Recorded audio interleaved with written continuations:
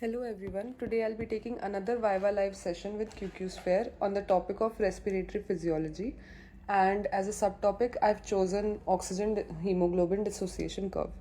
So let's start.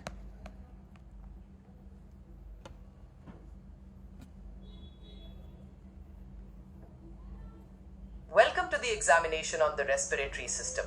To begin, could you please explain the different lung volumes and capacities and how they are measured? This information is not medical advice or a diagnosis, and you should always see a healthcare professional. Lung capacity and volume measure the air capacity of the lungs, with total lung capacity averaging about 6 liters in healthy adults. These measurements, assessed via spirometry, are divided into lung volumes and lung capacities. There are 4 types of lung volumes: tidal volume, inspiratory reserve volume, expiratory reserve volume, and residual volume. And there are 4 capacities as well, which are combinations of volumes: total lung capacity, vital capacity, inspiratory capacity, and functional residual capacity. That's a very comprehensive summary. Now, let's consider a clinical scenario.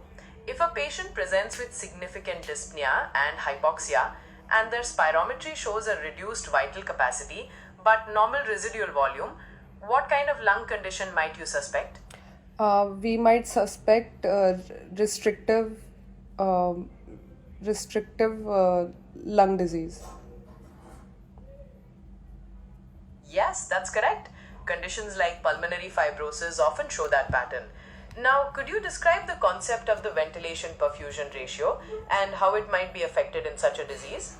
The ventilation perfusion ratio is the ratio between the amount of air coming inside the lung, which is the ventilation, and the amount of oxygen and carbon dioxide exchange happening at the lung level, which is the perfusion.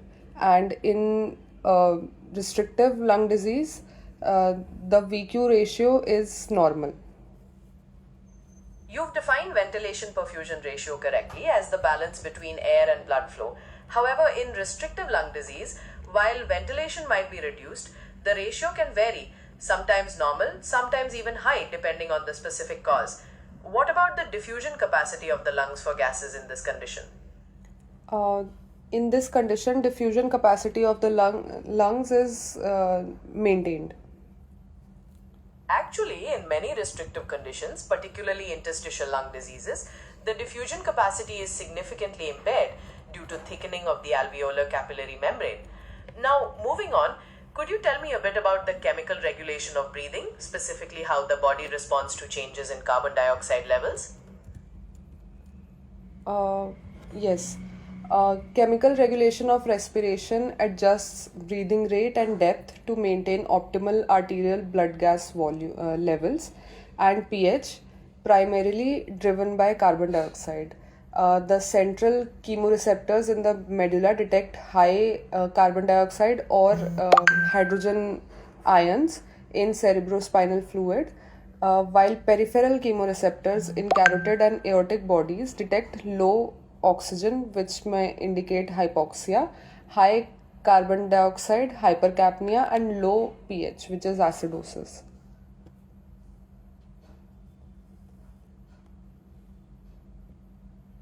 That's right, it adjusts breathing rate and depth. But what are the specific chemicals it primarily monitors, and where are the receptors located? The chemicals it primarily monitors is carbon dioxide and hydrogen ions, and the receptors are located centrally in the medulla and peripherally in carotid and aortic bodies. Excellent! You have a good understanding of that mechanism. Finally, could you briefly describe the key physiological principles behind acclimatization to high altitudes?